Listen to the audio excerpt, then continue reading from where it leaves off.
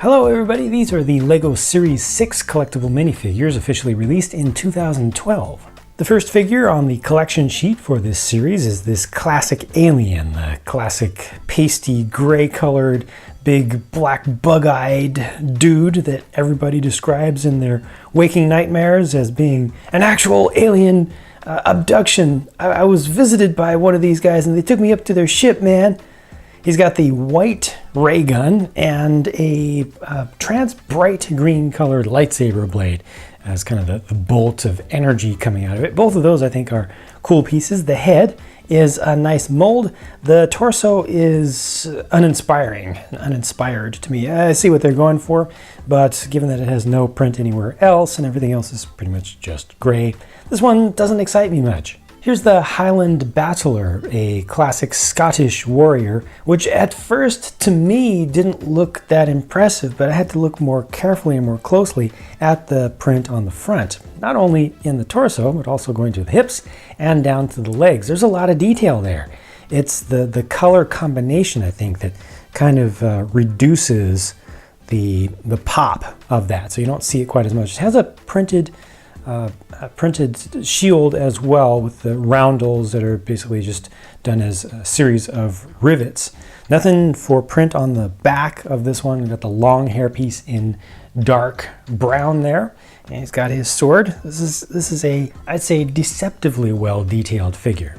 This one's called Sleepyhead, and I think this was a really good addition to the line to just use for regular scenes. And there are a lot of different scenarios that a lot of different LEGO fans could put this figure into, or at least the parts of this figure. Nice striping that goes around the sides of the legs and down the sides of the arms as well, all the way from the top of the torso down into the legs from the front. He's got his teddy bear there, which is in the medium nougat or medium dark flesh color, striping around these sides as well, and striping going down the back. So lots of printing on this one. You notice the lines are not just parallel, they're not intended to be.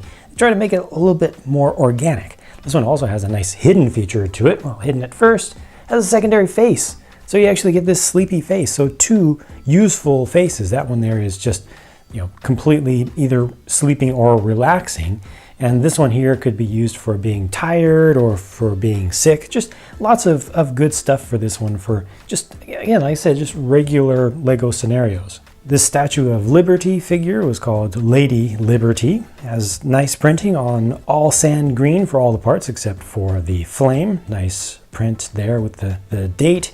And the headpiece for this one is slightly soft because they have these thin edges around here, so they didn't want those to be too brittle to come off. So that's basically a rubberized piece, or partially rubber, kind of a medium hard rubber, not the softest. Really nice sculpting.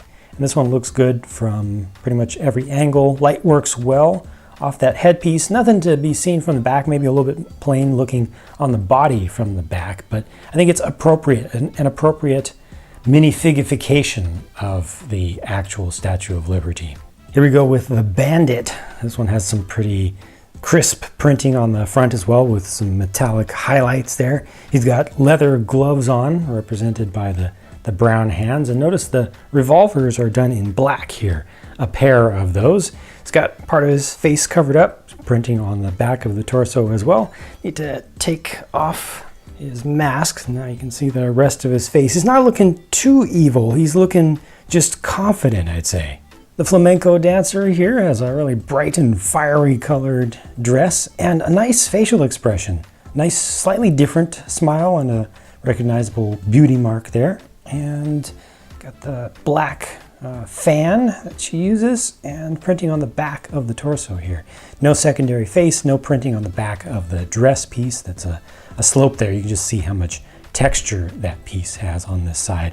Probably not the best surface to be printed up, but this one looks pretty nice. And here is the Clockwork Robot. This is a very extremely collectible figure. I think that this will always be a very collectible and memorable figure from LEGO, with the prints and the specialized head. They would later do a female version of this as well, but I think this one is the most recognizable for historical reasons. It's got the wind-up knob on the back as well. No printing on the back whatsoever, but yeah, this one really stands out amongst the line, and I really think this one's going to have a lot of staying power. I mean, already it's still a consistent, recognizable figure, and I think that's never going to change. This is the Minotaur, and obviously the headpiece, the unique headpiece, is something that really stands out on this one quite a lot. There's just the printed eyes on there. It's too bad that there's a little bit of gap in there. It would have been nice if the headpiece, the specialized headpiece, was brought in a little bit closer to the body and kind of integrated down into the body a little bit better than it does. Because right now it does definitely look like it's standing on top. Looks a little bit classic, a little bit older, has a little bit of the feel of like the original Chewbacca figure, just a little bit extra plastic. But I think they had the right thing going, the right idea going with how they pulled off this figure. And speaking of pulling off, let me take off that headpiece so you can see the rest of the print on the torso. Nice printing on the legs. I actually like the legs and hip print, possibly even better than the headpiece. I honestly think that LEGO should re-release one of these leprechauns every year in the days leading up to St. Patrick's Day, because so many people want this and so many people would enjoy having this. It's just a really good, kind of stereotypical styled iconic representation of the leprechaun and as we see them in modern day representations. Printing goes all the way around the hat with the band there, the band in black. That's actually pretty nicely done. And yeah, it's just good. The printing is nice and crisp. It fits in really well with the LEGO style. I think that the graphic design style here is really good. It just feels consistent. They're not trying to go too realistic with the design and the texture and everything. And then he's got his pot o' gold there, which just has 3 gold studs in it, which are just stacked up on top of each other, so you see some of it coming out the top.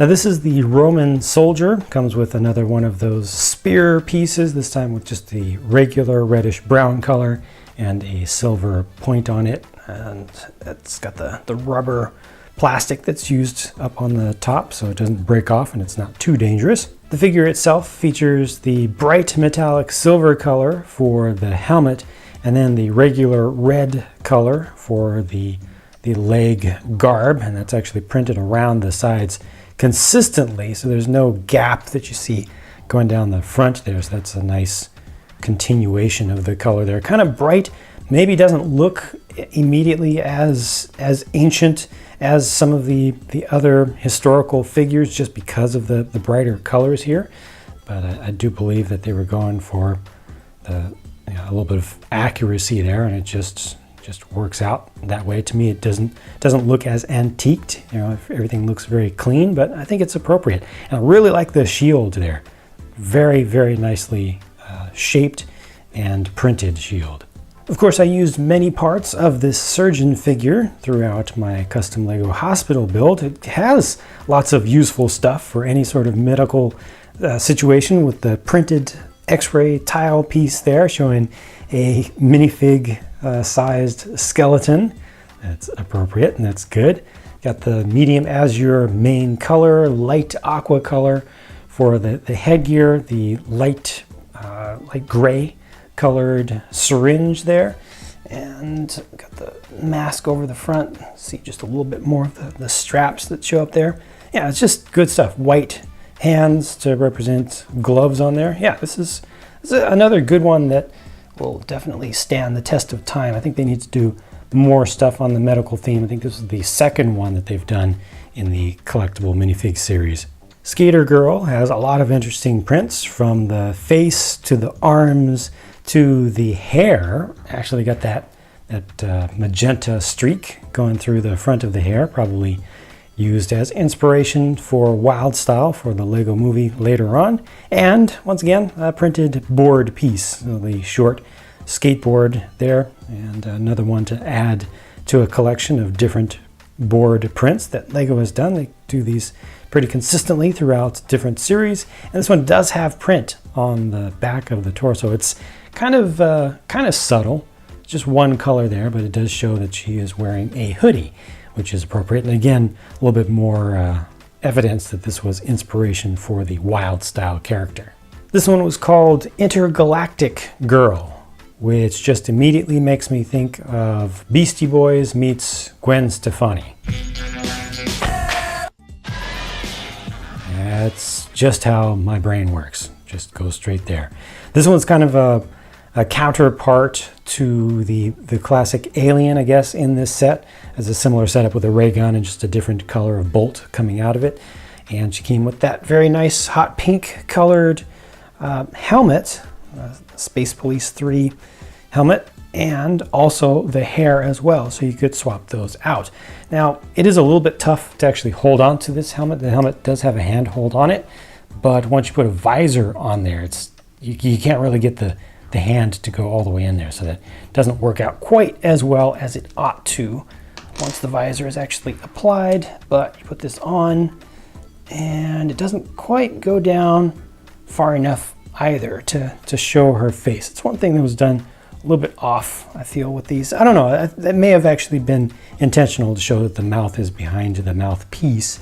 You know, you'd be speaking into a microphone or something back there. But overall, this figure does look really good with this color scheme. I think it's a great color scheme to offer for space stuff. And I hope that they do bring this kind of color scheme to the space theme, or vice versa, again in the future. Even if they do it with friends, it's just something that there's definitely a lot of demand for, and I think it was good that they did it, and they should do it again. Here's the Butcher, and I don't know why, but this one kind of surprised me. I didn't expect this one at all when it was first released. It just caught me off guard with the porterhouse or T-bone piece. A really good looking piece, and with the cleaver and the kind of classic styling, like 40s, 50s style, I'd say, for the apron there, and the little bow tie and everything, and the hat, you know. It's just, yeah, just an interesting, another memorable figure. Maybe not the most useful for all different scenarios. A good face on this one, but yeah, it's a Butcher.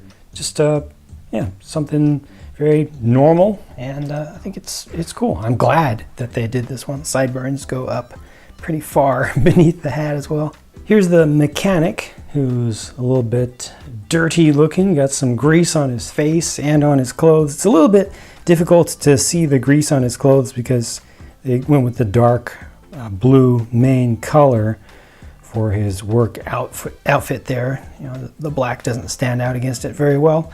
Light gray colored large wrench there. No printing on the back of this one, no alternate face, but he had his tool case. I like that tool case. I'm glad that they've continued to use that for other different things. It's got the latch on this side and then the hinges on this side, so you know, molded a little bit differently. Just got regular anti-studs on the base, and just to confirm, nothing else to be seen with the face.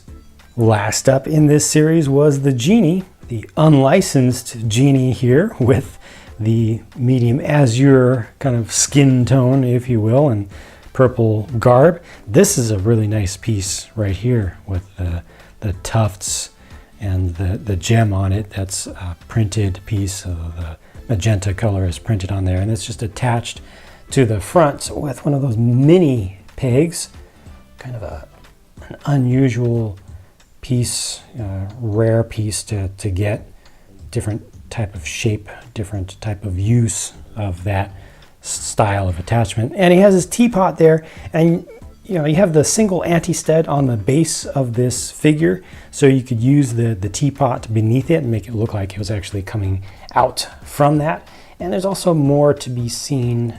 You can do something like that. There's also a little bit more to be seen on the face there, and I think he looks even more normal and more approachable when you take the headgear off, and you can see more of the facial expression in total. So this series had a lot of really useful elements and some very memorable characters in it For me personally, my top three, my own personal favorites are the Sleepyhead, the Surgeon, and the Skater Girl. You know, I'm a big fan of figures that can just be used in kind of normal, semi-realistic sorts of settings, and those have some really nice components to them. But let me know what your favorites or your favorite may be. Just share your thoughts in the comments, and if you have any thoughts about this series on the whole, please let that be known to me and to the other viewers. Thank you so much for watching. I hope that you enjoyed this, and hope that you will stay tuned for more, because more of my videos are on the way.